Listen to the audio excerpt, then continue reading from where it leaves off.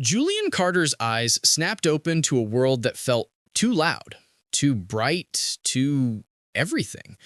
The metallic ceiling above him seemed to pulse with his heartbeat, a heartbeat that thundered through his chest like a war drum. He tried to sit up, panic flooding his system, but gentle hands pressed him back down. "Easy, Julian. Your body is still adjusting." The voice was melodic, accented in ways he couldn't place. He turned his head and found himself staring into silver eyes set in an orange-skinned face framed by cascading blonde hair. Dr. Vera Thalen, the Zenthari xenobiologist he'd exchanged maybe 3 conversations with during his supply runs. Why was she here? Why was everything so wrong? What happened to me? His own voice sounded strange, deeper, resonant. Vira's expression shifted between professional concern and something else, something almost like wonder. She explained calmly that 3 days ago, his shuttle had crashed during a routine supply run to the research station. The impact had been catastrophic. By the time they retrieved him, his injuries were fatal by any medical standard. She'd made a choice in those critical moments, an unauthorized, desperate choice. She'd grafted specialized Zenthari cellular tissue into his damaged organs, gambling that his body might accept the foreign biology rather than reject it. The Zenthari possessed remarkable regenerative capabilities, and she'd hoped it would be enough to save him. Julian looked down at his hands, really looked at them. They appeared mostly normal, but somehow more.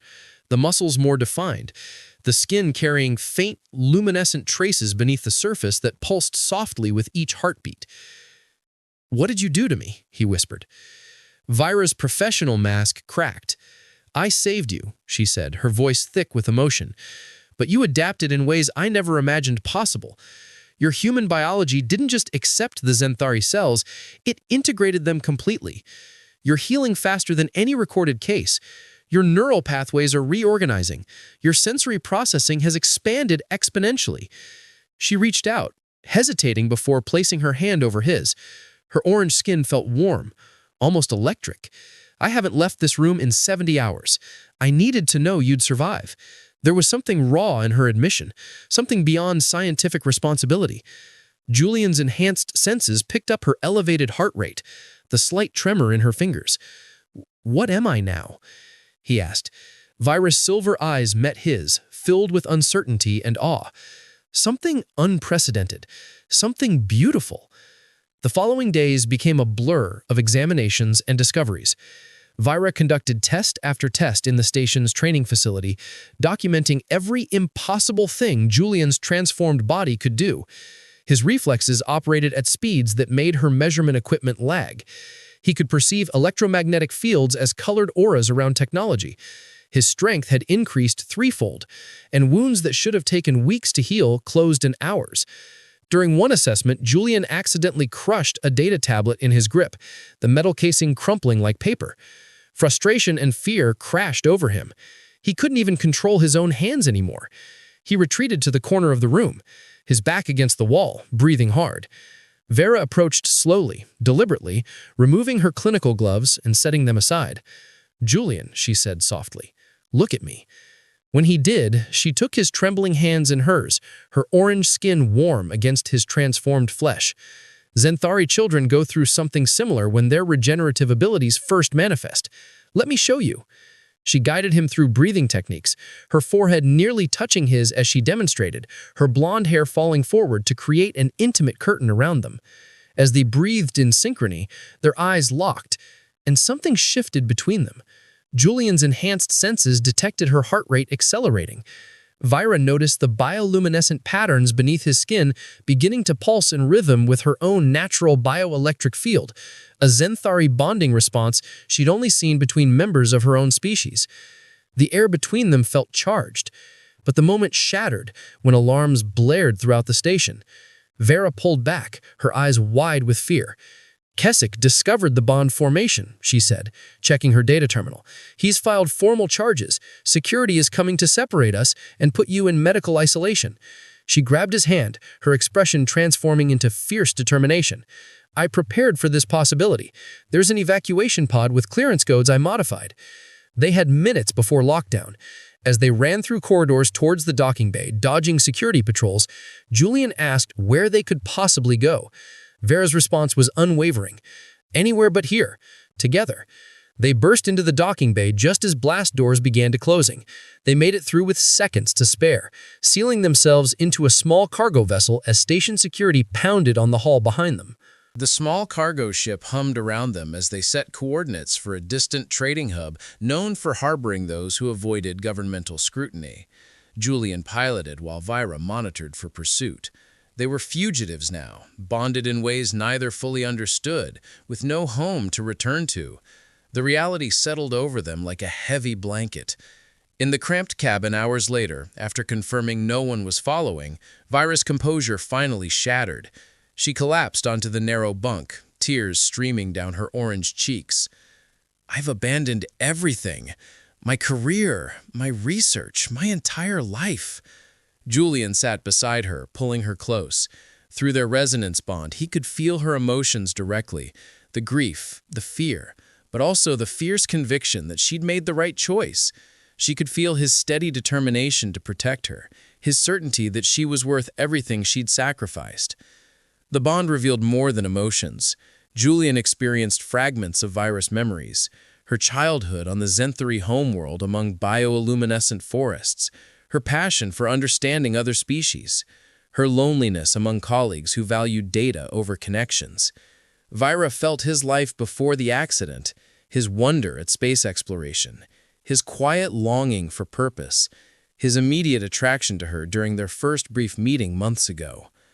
"I noticed you too," he whispered against her hair.